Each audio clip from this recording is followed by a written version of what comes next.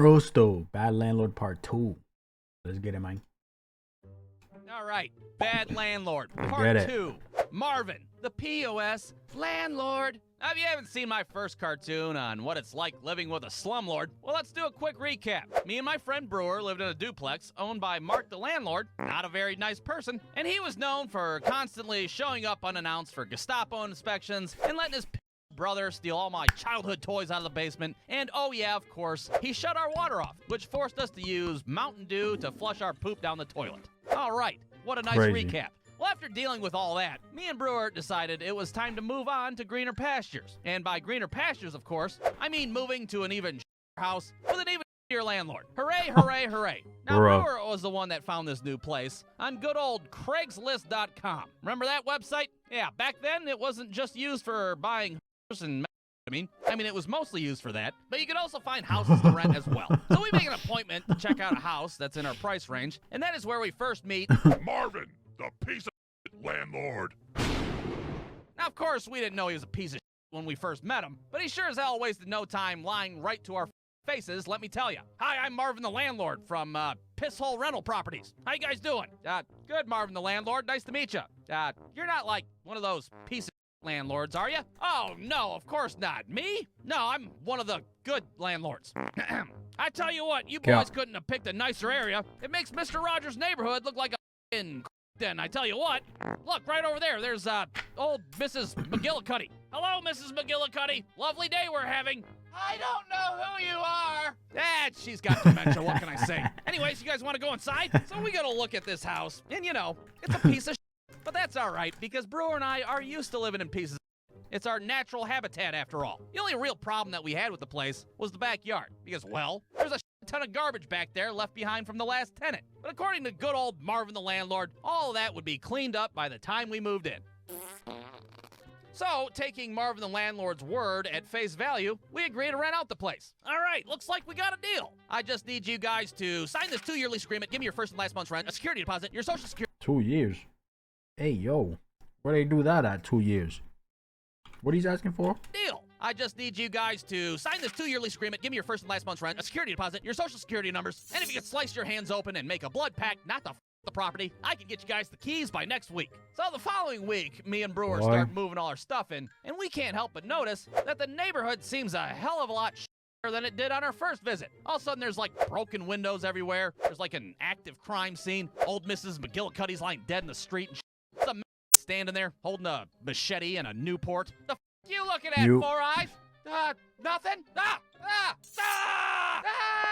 God, get in the house. Yeah, I don't know what kind of David Copperfield Marvin the Landlord pulled off, but presto abracadabra, suddenly the neighborhood is a complete shithole. But hey, guess what? We signed a 2-year lease. Looks like it's home sweet home for the time being. I thought Marvin the Landlord said this was a happy place.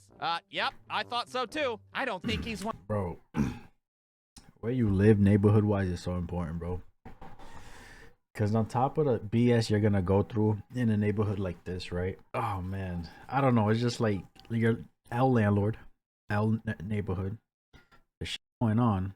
You're there for 2 years. You don't know what's going to happen in 2 years. You don't know what's going to happen tomorrow. Not worth it, boy.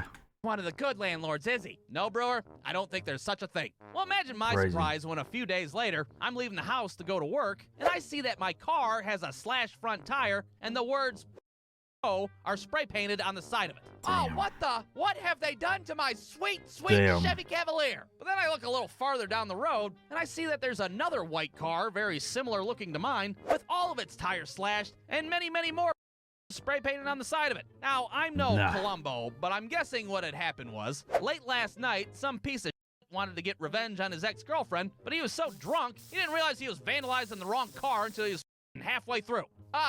Wait a minute, this isn't a Dodge Neon. Whoops.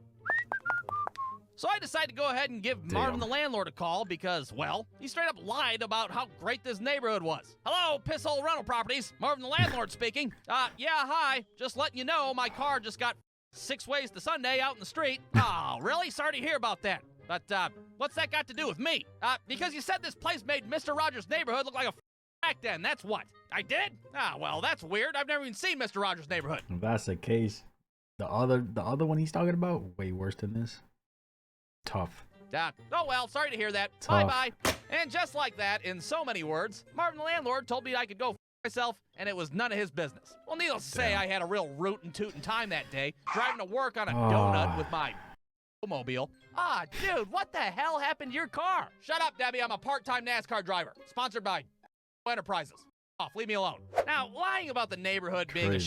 shithole is one thing, but another thing that Marvin the landlord seemed to gloss over was the fact that the house was completely infested with rats. Now, why was it infested with rats, you ask? Well, I don't know. Maybe it had something to do with the mountain of garbage out back that was never taken care of. Now, you might have seen an old cartoon that I did 4,000 years ago about me fighting a bunch of rats over control of our household, but if you haven't, well, basically, these rats were our own personal deadbeat roommates. They'd eat all our food in the kitchen. They'd use our Netflix account without asking. They'd be trying to sleep at night. All of a sudden, Bro, rats this is trying so to get you tough. to co-sign on an auto loan for a used Honda Accord. Come on, man, my debt-to-income ratio's just sign the bottom line. It's a good deal. Well, you can bet your that I called up Marvin the landlord to let him know about our little rat situation. Hello, Pisshole Rental Properties. Marvin the landlord speaking. Hey, Marvin the landlord. Guess what? We got a bunch of rats in this.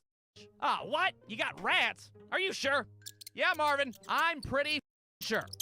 Man, well, that's weird. I've never even seen rats there before. Oh, well, sorry to hear that. Bye-bye. Hey, wait a minute, God. Could you, I don't know, maybe send out an exterminator? An exterminator? You mean, one that costs money? Yes, Marvin, it's pretty... Bro, and then these landlords be making money. I understand they got bills and shit. Be on top of your shit, bro. You cannot be a cheap landlord, bro. You literally can't. You could be cheap for your own shit, but to be a landlord and be cheap, you just can't, bro. Bad over here. Well, eventually Marvin the landlord agrees to get somebody to come out to our house and deal with this goddamn rat situation. Well, imagine my surprise when a few days later the doorbell rings. I go and open the door, and guess who's there? Not an exterminator, I can tell you that. Instead, there's 2 rat traps left behind on the ground with a little post-it note attached to them. Good luck. Go get 'em, Tiger. Marvin the landlord. That is crazy work.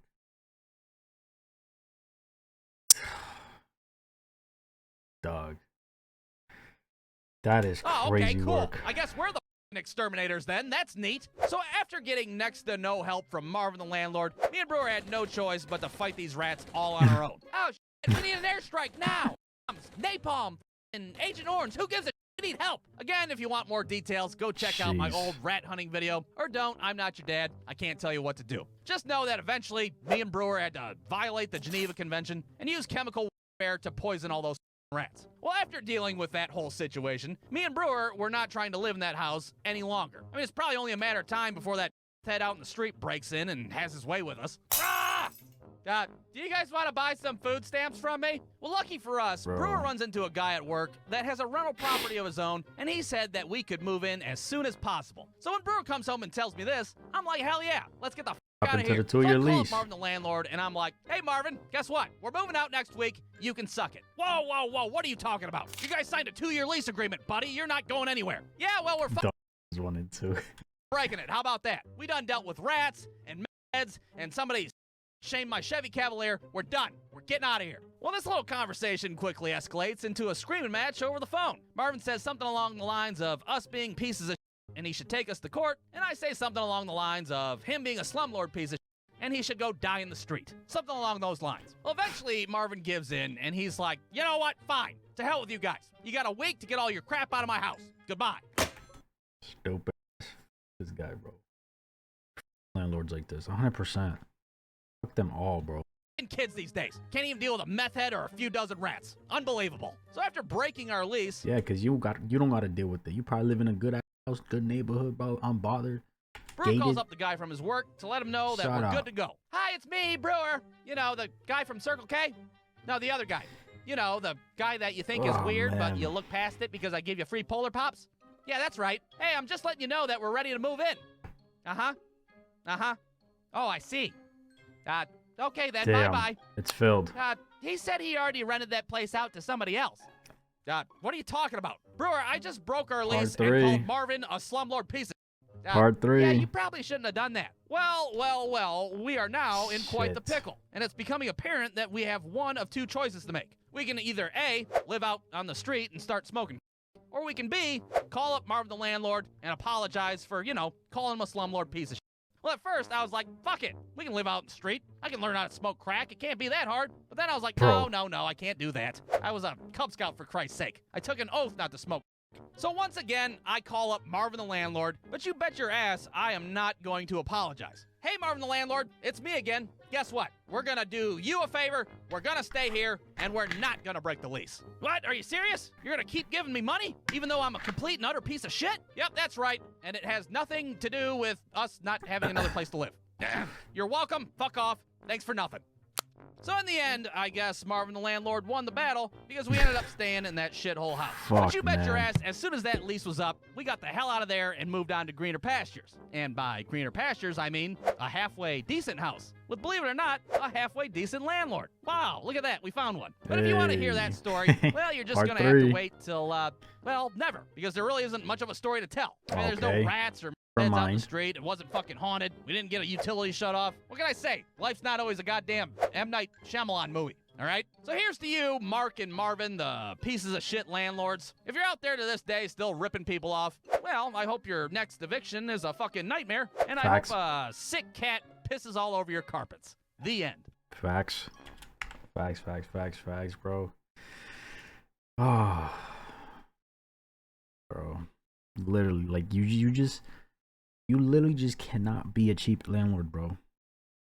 You just can't. And I feel like nowadays too, obviously it's different in each state, but bro, you can like take them to court nowadays. You feel me? Like, it's getting more strict now. But being a cheap landlord and not doing anything to fix things is crazy work, bro. I ain't even gonna lie. Sorry about the Tyson fight, y'all. Hopefully this stick figure cartoon can help in this light. Bro, that alright literally never gets old. I love the increase runtime in recent stories. It's a testament to improved writing quality. There's no filler.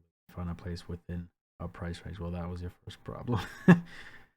Yo, a 10-minute Brewstew episode, whoopity do. The ultimate landlord move. Just say sorry about that and move on. Hey, man. It's all about elevation in life. You feel me? Sometimes you gotta settle with shit like this, and then you just work your way up through life. You know what I'm saying? Good thing they found this though, the decent one. You feel me? Crazy, man. Let me know what you guys thought.